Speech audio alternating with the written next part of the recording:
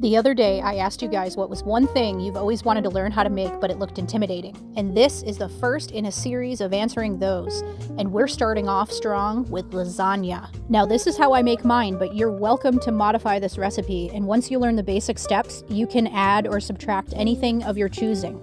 I like to do half hamburger and half Italian sausage, and I cook that down in a pan. I like to add garlic powder as well as Italian seasoning as the meat cooks down. At its essence, lasagna is just a layered dish. So we're going to compose the separate layers and then assemble. So once my meat is cooked, I add 2 whole jars of pasta sauce as well as a little bit of water in each jar to rinse it out. Waste not, want not. In a separate bowl, I combine 32 ounces of ricotta cheese, whole milk, 2 eggs, some Italian seasoning and garlic powder, as well as some shredded Parmesan cheese. So there's really just a meat sauce component, lasagna noodles, and a cheese layer component. When you start layering into your pan, always start with the sauce first so that your noodles don't stick. And I prefer to use the oven-ready noodles. That means you don't have to pre-cook the noodles or boil them ahead of time. This makes it really easy for assembly, and what happens during the cooking process is those noodles absorb the excess liquid, and it makes the perfect slice come out of the pan. And you'll see the last noodle doesn't quite fit, so I always just break it off a little bit and throw it in.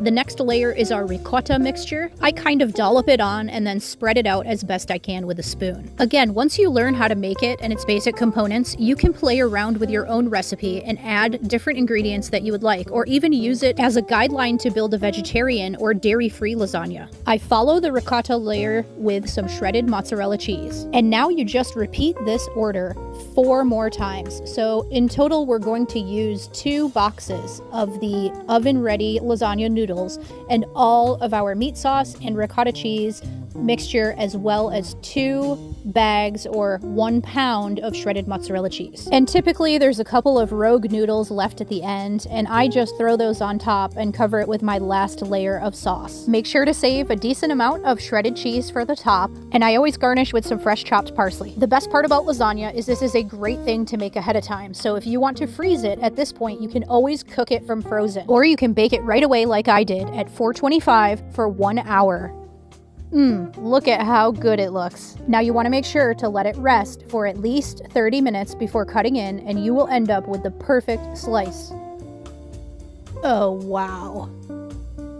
It's so good. And you can serve this with a little bit of extra sauce on the side if you want. And I'm going to be posting these cheesy, garlicky, buttery biscuits in my next video.